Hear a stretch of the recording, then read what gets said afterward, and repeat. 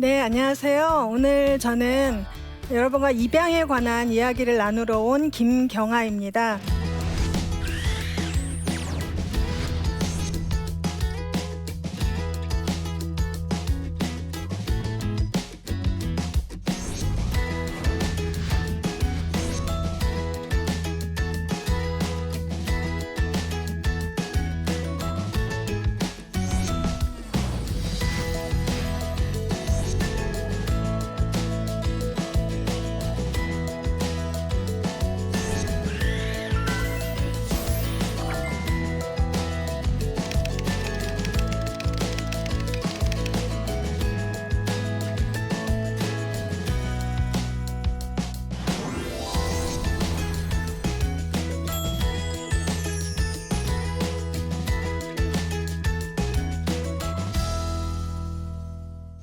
저는 한국입양홍보회라는 단체에서 입양을 여러 사람들에게 제대로 설명하는 일을 하는 강사로 활동하고 있고요. 또 그것보다 더 중요한 건 제가 세 딸의 엄마입니다. 네, 저희 딸의 아름다운 모습을 여러분께 보여드리게 돼서 정말 기쁩니다. 이렇게 저는 지금 24살, 18살, 14살 띄엄띄엄 세 아이를 키우고 있는 세 딸의 엄마입니다. 이 사진은 지난 추석 명절에 세 아이가 즐거운 시간을 보내며 찍은 사진입니다. 네, 두 딸, 첫째, 둘째는 제 배로 출산을 했고요. 막내인 희은이라고 부릅니다. 희은이를 제가 공개 입양한 거고요.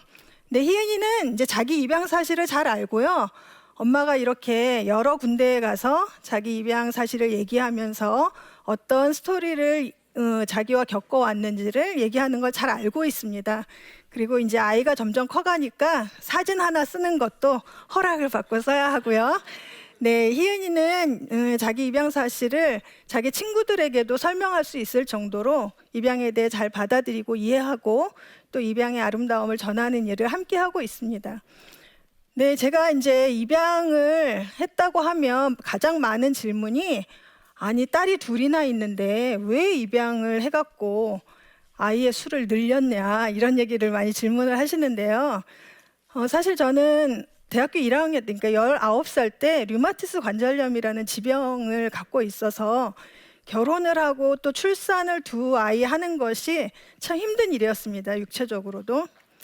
근데 이제 두 아이를 출산하는 것까지는 제가 너무 원한 일이었고 병을 갖고 있으면서도 두 아이를 낳게 돼서 굉장히 감사하고 살았지만 그런데 이제 저희 남편은 아이를 굉장히 좋아하는 그런 남자였는데요. 셋째 이런 좀 노래를 부르는 거예요. 여기 굉장히 기가 막히게 하시는데요. 사실 남편에게 화도 많이 났습니다. 왜냐하면 저는 전업주부였고 당시에 전담으로 제가 주 양육을 하고 있었기 때문에 남편은 내가 얼마나 힘들게 두 아이를 키우는지 모르는구나. 그런 마음 때문에 되게 섭섭하기도 했어요.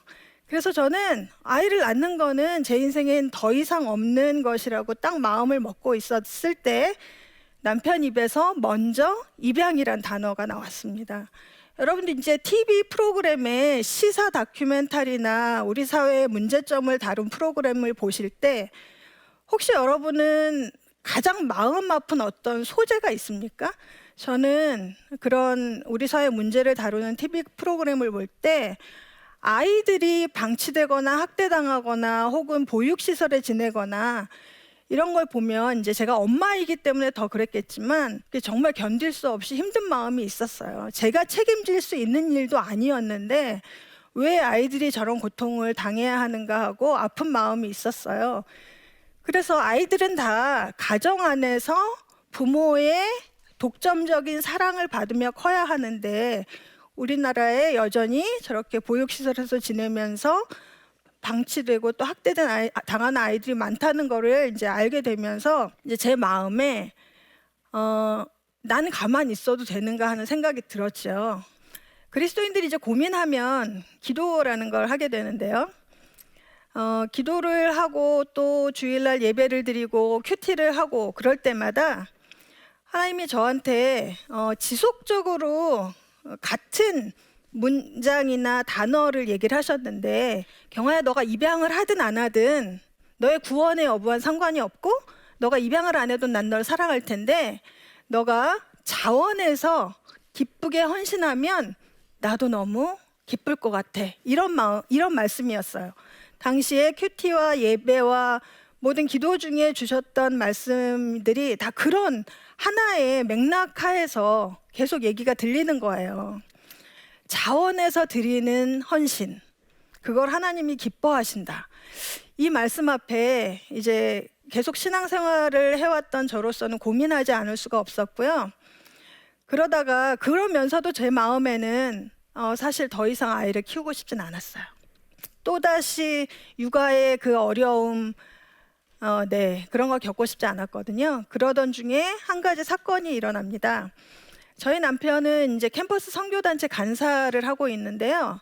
며칠 전에 우리 집에 와서 저녁밥을 얻어먹고 저랑 12시까지 얘기를 나눴던 20살의 한 대학생이 학교 안에서 자기 친구가 모는 차에 교통사고를 당해서 사망하는 사건이 일어났어요.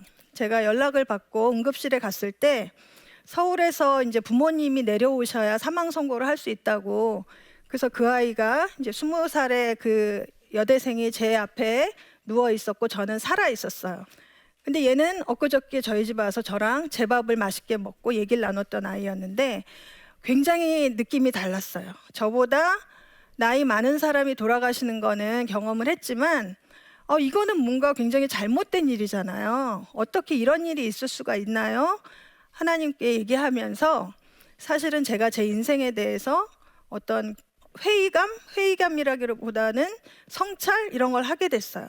살고 죽는 게 이와 내가 서 있는 요 30cm의 거리도 안 된다는 생각이 들면서 살아있는 동안 좀 더 의미 있게 살아야 되겠고 내가 할 수 있는 일을 하다가 이제 떠나가면 좋겠다라는 생각을 하게 됐고요.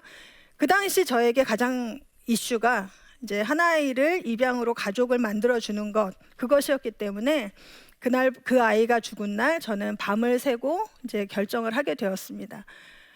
사실 아이를 또 한 명 키운다는 것은 육체적으로도 힘든 일이었고 저희 가정의 형편으로도 어려운 일이었지만 사실 이 아이에겐 가족이 필요하다는 명확한 당위가 제 안에 있었기 때문에 입양을 결정했고요. 그렇게 해서 입양기관을 통해 이제 과정을 거쳐서 희은이라는 아이를 만나게 된 것입니다. 그리고 이제 제가 희은이라는 딸을 입양했는데요. 또 많은 사람들이 아니 그러면 기왕 입양을 할 거 딸 둘이나 있으니까 아들을 입양하지 왜 딸을 입양했나. 사실 우리나라는요 입양할 때 더 딸을 선호해요. 아들을 입양하는 비율이 8대 2 정도예요. 딸을 8 입양한다 그러면 아들은 2 정도뿐이 입양이 안 되고요. 이게 해외 입양으로 넘어가면 역전이 돼요. 딸은 2, 아들은 8.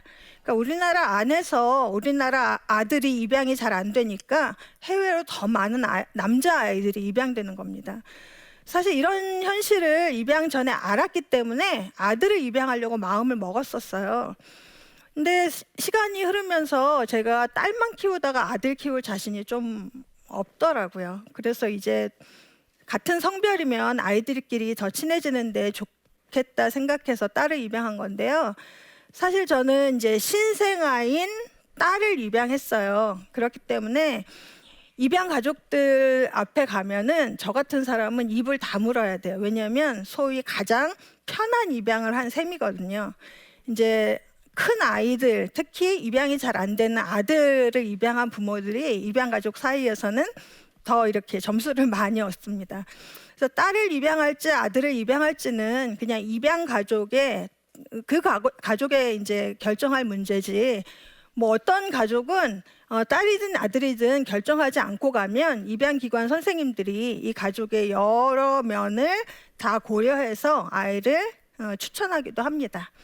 입양을 하거나 이제 했다고 얘기를 하면 사실 그리스도인들은 여기까지는 입 밖으로 잘 내질 않는데 이제 여기까지는 이제 생각을 하시죠. 어머 돈이 많은가 봐요. 이제 왜냐면 우리나라에서 아이를 키우는데 뭐 한 명 키우는데 몇 억? 뭐 이런 얘기까지 나올 정도로 아이 키우는데 돈이 많이 드는 거는 사실이죠. 그래서 와 아이를 셋이나 키운다 그러면 특히 입양했다 그러면 저희 가족 특히 저희 남편의 직업을 모르는 분들은 저런 얘기를 합니다. 돈이 많으니까 할 수 있는 일이다. 그런데 아까 말씀드렸듯이 저희 남편은 캠퍼스 선교단체 간사였고요. 이 기독교 안의 직종 중에도 가장 돈을 못 버는 그룹이 이제 캠퍼스 선교단체 간사들입니다. 그리고 그 당시는 저는 전적으로 전업주부로 있었기 때문에 남편의 외벌이로 두 아이를 키우고 있었고요. 그냥 두 아이 키울 돈으로 셋으로 나눠 쪼개서 살겠다, 뭐 이렇게 생각했고요. 제가 이제 그 한국 입양 홍보회라는 단체에 소속돼서 한 지역 모임의 대표를 10년 정도 했습니다. 이제 입양 홍보회 내에 전국적으로 20여 개의 지역 모임이 있어요. 이분들은 다 아이를 공개 입양으로 아이에게 입양 사실을 알리고 키우겠다고 모인 분들인데, 제가 그 지역 모임을 운영하다 보니까 굉장히 다양한 입양 가족들을 만나잖아요. 근데 사실 저희보다 경제적으로 어려운 가정도 많았습니다. 그리고 그분들이 돈이 없어서 이제 아이를 키우지 못하는 일은 일어나지 않았죠. 왜냐하면 입양 부모에게 입양을 허가할 때 경제력을 보거든요. 그래서 진짜 먹을 것이 없는데 입양하는 경우는 우리나라에서는 없어요. 그래서 이 사람들이 아이를 먹이고 입힐 수 있는가를 어느 정도 수준에서 상담을 할 때 파악하기 때문에 돈이 없는데 입양하는 부모는 거의 없고요. 대신 많지는 않아요. 근데 이제 또 하나의 질문은 가족이 반대하지 않았나, 이런 질문을 많이 하세요. 근데 이제 저희도 어르신들이 걱정을 많이 하셨죠. 뭐 너무 한심한 거죠. 아니, 며느리랑 딸은 저렇게 아프다고 쩔쩔매, 또 남편은 돈도 못 벌어. 근데 또 왜 한 아이를 입양하나, 어르신들이 걱정은 하셨는데, 아이를 낳든 입양을 하든 그건 전적으로 우리 부부의 몫입니다. 결정도 우리가 하고요, 책임도 우리가 지는 거지 어르신들이 저희 인생을 대신 살아줄 거 아니니까. 근데 이제 다른 입양 가족들 중에는요, 정말 완고하게 반대하셔서 아이를 결국 입양했는데 1년 동안 찾아뵙지 못한 경우도 있습니다. 우리나라는 아직도 어르신들은 입양에 대해서 여러 가지 편견과 또 잘못된 생각을 갖고 계신 분이 많아서 가족의 반대는 이제 그렇게 넘어갔죠. 자, 이제 또 많은 질문이, 입양한 아이가 제가 낳은 딸들하고 잘 지내는지. 이 질문을 받으면 저는 질문을 돌려드려요. 어떻게 어머님은 자녀가 몇이나 있으세요 혹시? 둘이요? 둘이 항상 잘 지내나요? 네, 저희도 그래요. 항상 잘 지내는 형제 자매가 어디 있겠어요. 그게 이상한 거지. 그러니까 입양한 아이가 제가 낳은 딸들과 잘 지내냐는 저 질문의 의도에는요, 출산과 입양이 서로 다른데 결국에는 제가 낳은 아이를 더 편애하지 않을까 하는 생각이 내포된 질문인데요. 그러면 제가 여러분에게만 비밀을 한 가지 얘기해 드리겠다 그러면서 하는 대답이 있어요. 저는요, 제 말 잘 듣는 애가 제일 예뻐요. 저는 제가 낳았든 입양을 했든 제 말 잘 듣고 저랑 코드 잘 맞는 딸이 이쁘지, 피가 끌리냐고요? 안 끌리더라고요. 네, 그런 거 없어요. 입양한 아이는 그래서 둘째, 셋째가 자기네 필요에 따라 연합군을 형성하고 한 아이를 공격하고 이런 식으로 막 다양한 인간관계를 맺으면서 지내고 있어요. 네, 그게 가족 관계죠. 네, 입양했다가 다시 돌려보내기도 하냐는 질문을 받는데요. 자, 입양은요, 낳아준 부모가 포기한 아이에게 가족이 되는 거예요. 낳아준 부모도 자기 아이를 포기해요. 안타깝지만. 사랑해서 결혼한 부부도 헤어져요. 안타깝지만. 입양했다가 다시 돌려보내는 일도 일어나요. 안타깝지만. 그러나 여기에는 한 가지 제어 장치가 있어요. 입양했다가 다시 아이를 돌려보내려면 법원의 판사의 허가가 있어야 돼요. 왜냐하면 아이의 권익이 제일 중요하니까요. 아이의 복지가 제일 중요하니까 입양했다가 내 맘 안 든다고 파양하는 거 이제는 거의 불가능해요. 네. 입양 제도가 있어서 너무 쉽게 아이를 포기하는 거 아니냐, 이런 질문을 하시는 분도 있어요. 자, 주로 우리나라의 입양 아들은 미혼 부모의 아이들이에요. 그러니까 결혼하지 않은 어린 엄마 아빠가 낳은 아이들이 입양되는 건데요. 그러나 아무리 사회제도와 복지가 잘 돼 있다 하더라도 자기가 낳았더라도 포기하는 아이들은 발생해요. 그럼 그 아이들이 보육시설에서 지내는 게 최선일까요? 어떻게 생각하세요? 저는 그렇게 생각하지 않아요. 아무리 우리나라 보육시설이 저희 집보다 좋다고 해도 저는 아이는 가족의 품에서 특별하고도 독점적인 사랑을 받으며 자라야 된다고 생각하거든요. 그래서 입양 제도로 이 미혼 부모의 아이들에 대한 문제를 해결하기 이전에 정말 더 관심을 쏟고 많은 에너지를 들여야 될 건 미혼 부모든 또 아니면 나이 든 부모든 아이를 키우기 좋은 사회로 만들어야 되는 게 우리 사회의 가장 큰 숙제라고 생각을 합니다. 네, 그래서 저 입양 제도 때문에 자기 아이를 너무 쉽게 포기하는 것에 대한 문제 제기를 하는 분들은 당연히 이제 해외 입양도 반대를 하세요. 우리나라 안에서 우리가 우리 아이들을 키우자. 네, 전적으로 동의하고요. 그렇게 됐으면 좋겠어요. 근데 요즘도 해외 입양을 보내요. 작년에 이제 점점 해외 입양 숫자가 줄어들기는 했지만 우리나라는 굉장히 경제적으로 발전한 것과는 비례하지 않게 여전히 해외 입양을 보내는 나라입니다. 그것도 해외 입양을 많이 보내는 나라 축에 속해요. 진짜 안타까운 일이고요. 네, 그래서 이 입양은 사실 우리나라의 가족이 되는 방법이 있는데요. 자, 첫 번째 방법은 뭘까요? 가족이 되는 거. 여러분들 결혼하죠. 네, 결혼을 해서 법적으로 우리가 가족이라는 제도 안에 들어가고요. 또 하나는 그 결혼한 배우자의 사이에서 아이를 낳는 것, 출산도 가족이 되는 방법이고요. 입양도 그 가족이 되는 방법 중에 하나인 거예요. 법적으로 혈연 관계는 아니지만 법적으로 한 아이와 가족이 되는 거죠. 그래서 여러분 마음속에 이제 가족이 되는 방법은 3가지구나라고 생각하시면 돼요. 결혼과 출산과 입양. 이렇게 해서 저희는 제 남편과 저는 결혼을 했고요. 2딸을 출산하고 셋째 아이를 입양해서 가족을 이루어 살고 있습니다.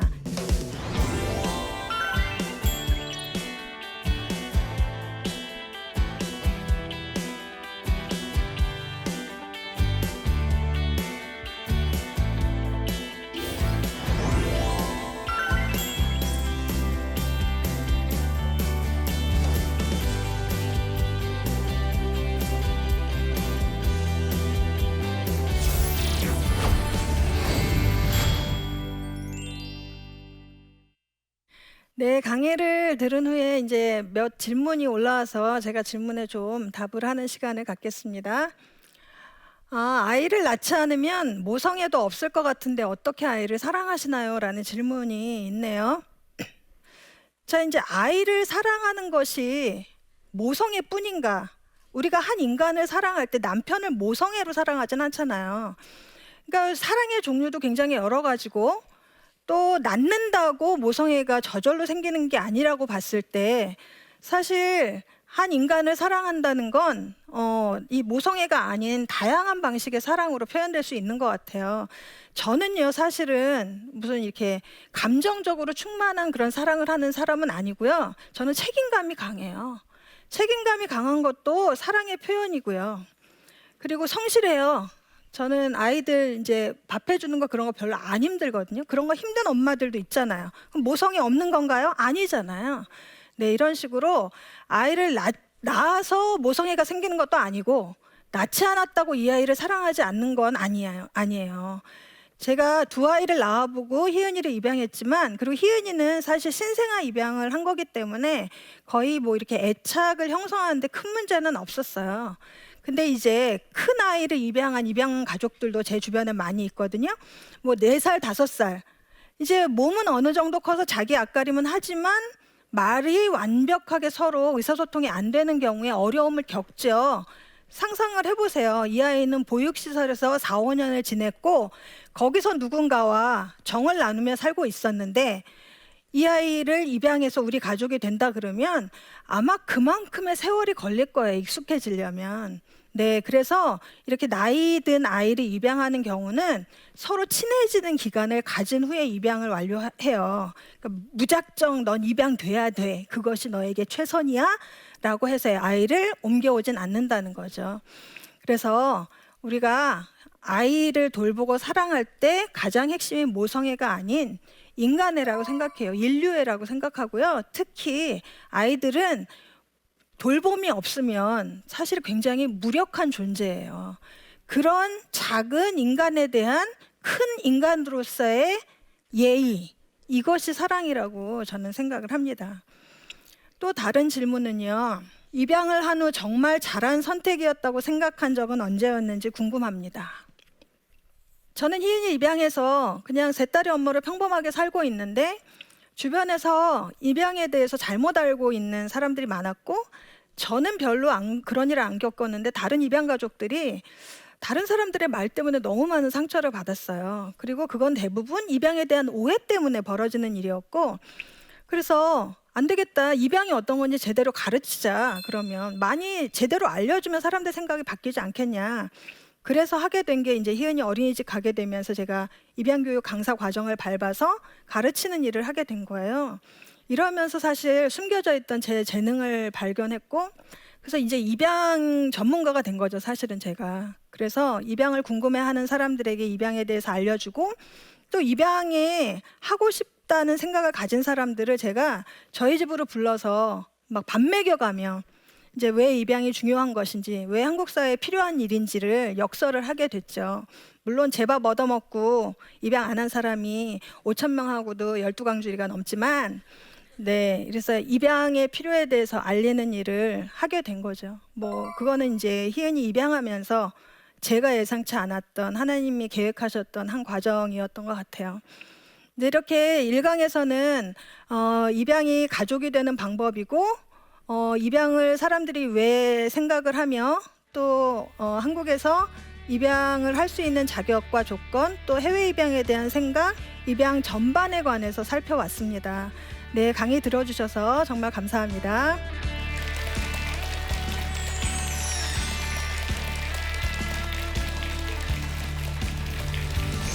입양 사실을 공개했다 그러면 왜 알렸냐고 이런 질문을 먼저 하시는데요. 어떻게 숨기냐 하는 게 저의 질문이었어요. 3학년 2학기 때 혈액형 얘기가 친구들 사이에서 나왔어요. 우리 엄마는 B형, 아빠는 O형인데 난 A형이야 그랬더니 약 3초 정도 침묵이 흐르더래요. 그러면 학교 오는 그 엄마가 너 입양한 엄마야? 그럼 너 언니 2명 입양했어? 근데 그 엄마가 너 사랑해줘? 이런 여러 가지 편견들 때문에 그 입양 사실을 숨기게 되는 경우가 많은 거죠. 아이들을 입양이라는 이유로 편견을 갖고 대하거나 싹을 잘라버리는 그런 행동들, 언어들을 하지 않는 것이 중요한 것 같습니다. 이 프로그램은 시청자 여러분의 소중한 후원으로 제작됩니다.